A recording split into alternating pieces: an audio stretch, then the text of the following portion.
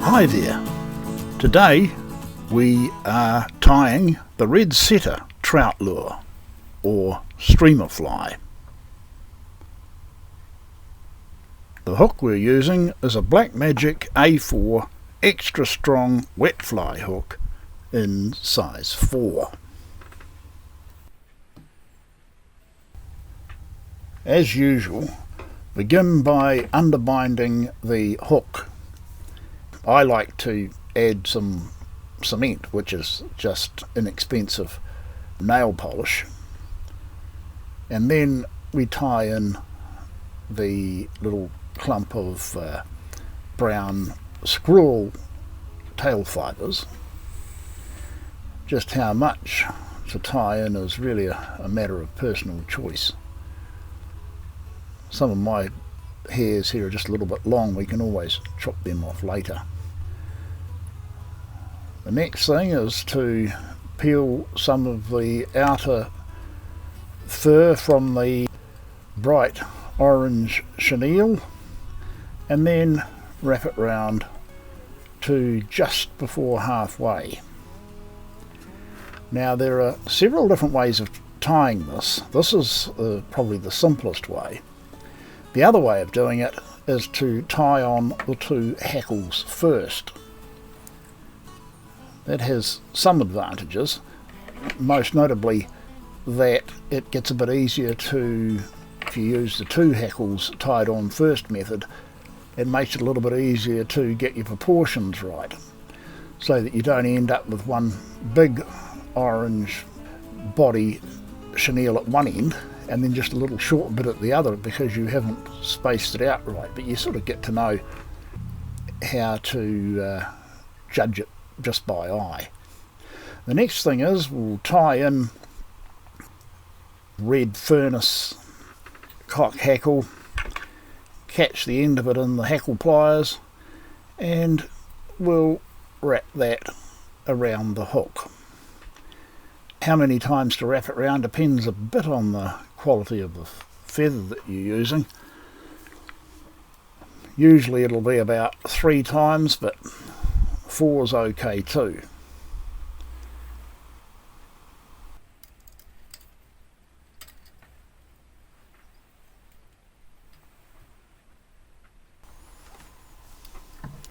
Work your thread through the hackle, which helps to tie it down, and then tie off the butt end of the hackle. You can either wriggle the hackle pliers back and forwards to snap off the end of the feather, or use your scissors if you find that easier. Now what you're trying to do is have the hackle aiming backwards at about 45 degrees. We don't want that sticking straight out at a right angle, so you need to just take your time to get your proportions right, and don't run the chenille too far forward so that you are jamming the hackle too much. And then we'll tie in a second part of the chenille body and bring that forward. And again, this is where a little bit of experience makes a difference. If you find that you're getting the two segments, the two orange segments of completely different lengths, then you might find it easier to do that mentioned earlier of tying the two hackles in first.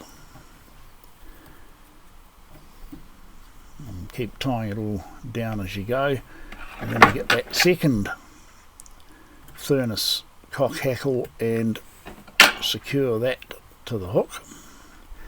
And again here you have to sort of think a little bit about where your proportions are going, so that you allow yourself enough room to tie in that hackle and work it forward and finish the head without running out of hook.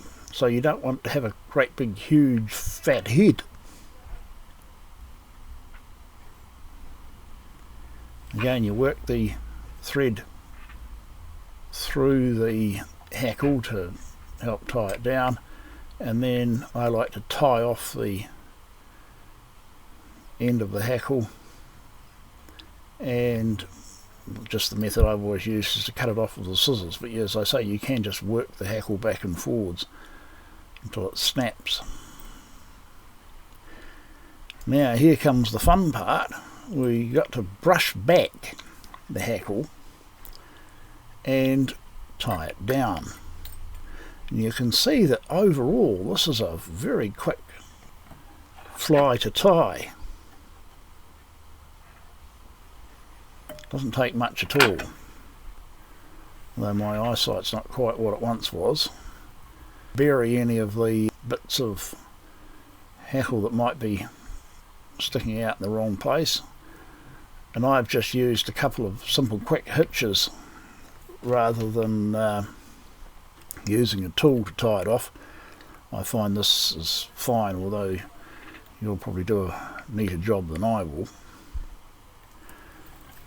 The next thing is to coat the head with plenty of head cement. I like to have that head cement run back a bit into that hackle. That makes a stronger fly.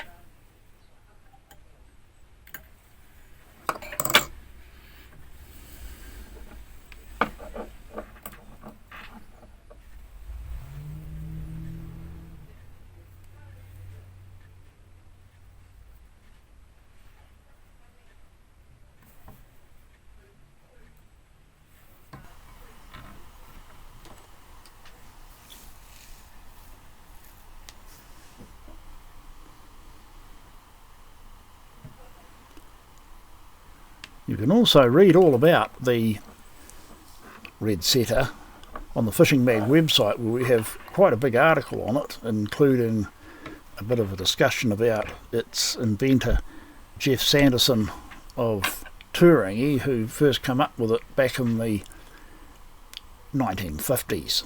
I'll leave a link to that article below in the description. There we go, the red setter. Easy to tie and very effective.